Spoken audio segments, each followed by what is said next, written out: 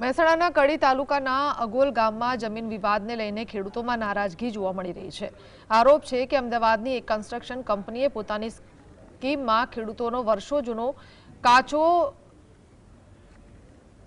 રસ્તો દબાવી દિવાલ ચણી દીધી હતી। રસ્તો બંધ થતાં ખેડૂતોને લાંબુ અંતર કાપીને ખેતર જવાની ફરજ પડી રહી છે। ગાંધીનગર સુધી રજૂઆતો કરવા છતાં હજુ સુધી કોઈ નક્કર ઉકેલ ન આવતા ખેડૂતોએ વહીવટી તંત્ર પાસે તાત્કાલિક ન્યાયની માંગ કરી છે।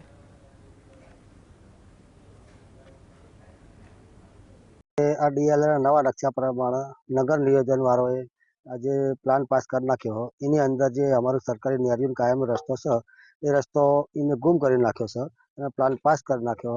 અને આ કંપનીના માલિક ચિંતનભાઈ પરીખ કૃષ્ણકાંત પરીખ એમને આ નગર નિયોજનના પ્લાન પ્રમાણે અમારો નેરિયાના આડું દિવાલ કરી નાખી અને કે તમારું નેરિયું આવતું નહીં એના લીધે અમારી 20 થી 25 વીઘા જગ્યામાં જવા આવવાનો રસ્તો હાલ સદંતર બંધ કરી નાખ્યો છે અને અંદર અમારા ઘઉં એરંડા હાલ બધો પાક ઉભો હોય એ પાક અમારો હાલ હરસ છે।